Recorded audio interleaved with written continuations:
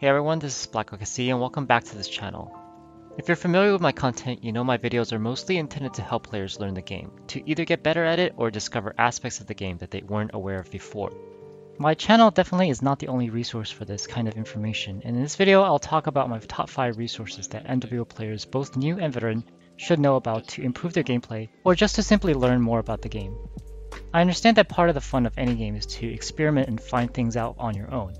But MWO is such a complex game that I think everyone would benefit from the knowledge that has already been digested for you. The time and effort you'll spend learning how to use that knowledge is already challenging enough, so don't hit yourself over the head for reading up and preparing yourself. All websites in this video will be linked in the description. My top recommendation is the Outreach HPG subreddit. So there's the official forums of course, but I strongly prefer Outreach for several reasons. First, most traditional online forums, including the one used by MWO, sort by chronological order. This makes it so that the first few posts get the most attention, regardless of the quality of the content. Reddit has the up and down vote system, where the best and most relevant comments will eventually make it to the top of the post. Partly due to this voting system and partly due to the strict moderation of the MWO forums, many of the top players in the game avoid the forums. On Outreach, there's just less garbage to filter through. And while the language can sometimes be harsh, you'll learn way more from the users of Outreach than the 10k post forum warriors at the MWO forums. My recommendation for people who are new to the subreddit is to observe the post for a week or two and get the feel of it before posting. When you're ready to make posts, the main rule is to avoid sounding like a know-it-all if you really don't. The subreddit can be pretty brutal with its downvotes. A post that says, "I've been playing MWO for 5 years and I'm tier 1 and I think this and that. WTF, what is wrong with everybody else?" That is going to elicit nothing but mockery. Because of the complexity of the game, there's probably something you didn't know or haven't considered. And the posters there will immediately point that out to you in the most blunt way possible. But if you word it like, "I think X because of Y, and let me know if I'm missing something," you'll likely get a much more constructive response. Also, the subreddit is very friendly to new players as long as you indicate that you are one. For example, "Hi, I just started playing the game and I have this question." That will draw tons of helpful responses.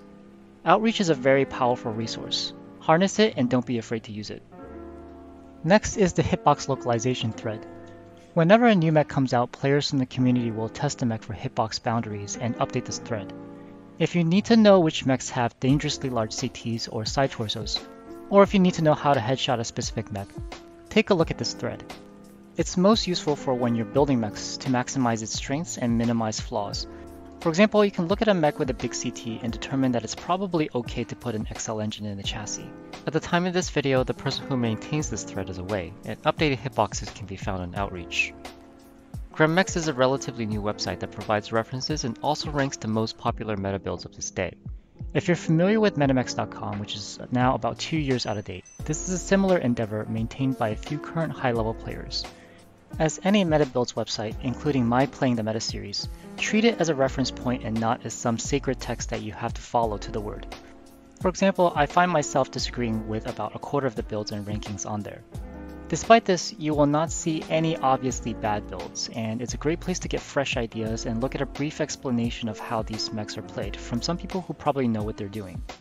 The build database section is more comprehensive, so if you don't find what you're looking for in the tier list, look there also. There are tons of great YouTube channels out there. However, if I had to pick one channel for the best use for information about the game, I'd refer you to Kanajashi. A lot of you should already know it, but Kanajashi's channel is also very analytical and goes through the build and how to play it in detail. There are many channels that entertain more than educate, which is fine. There's definitely space for all kinds of channels. But if you really want to learn the game and get precision, well-informed content, there are not too many choices, and I think Kanajashi is one place to find it. Lastly, you should know about the two MechLab websites, Smurfy's and NavAlpha. Each website has its own advantages. Smurfy's MechLab is currently a little weaker than NavAlpha, but it does provide a table of weapon stats, quirks, and mech hardpoints in a tabular format, which makes it easy to compare weapons or mechs side by side. NavAlpha's MechLab is a little bit more responsive and shows you the quirks right on the build. It also shows information such as agility stats when you're in the mech selection screen, much like what you see in the game client. Smurfy's also has a weird bug sometimes that freezes the mech lab while the mech is being built, and the max armor tool puts too much armor in the back, which you would have to adjust if you were sharing the build with someone else. But both websites have strengths and weaknesses, so I use them in conjunction. I'll give you guys one more website which is more interesting than educational, which is Jarl's List. All player stats are made publicly available by PGI, and Yar's List compiles this information into a searchable leaderboard. You can look up any player's stats season by season and overall just by searching their pilot name. MWO has its own built-in leaderboard, but it has several major issues. For example, its default criteria is the total number of wins, which rewards more playtime rather than average results per match. It doesn't weigh historical data, so someone can leave the average match score leaderboard by playing a few games and stopping for that season. Yar's List addresses these issues by making a weighted average match score the main sort criterion. It adjusts average match score by the weight class of the mechs the player is using, knowing that light mechs usually do less damage than assaults. And it weighs the most recent seasons more heavily than past seasons. While this formula is probably the best single way to rank players by skill, it is by no means perfect. For example, since damage is a big component of match score, you can farm match score by using strikes in every game and using spread weapons like missiles that do a lot of useless damage. By the way, if you get high match scores but relatively low win-loss ratios, it's often an indicator of damage farming, since it means your damage quality is low.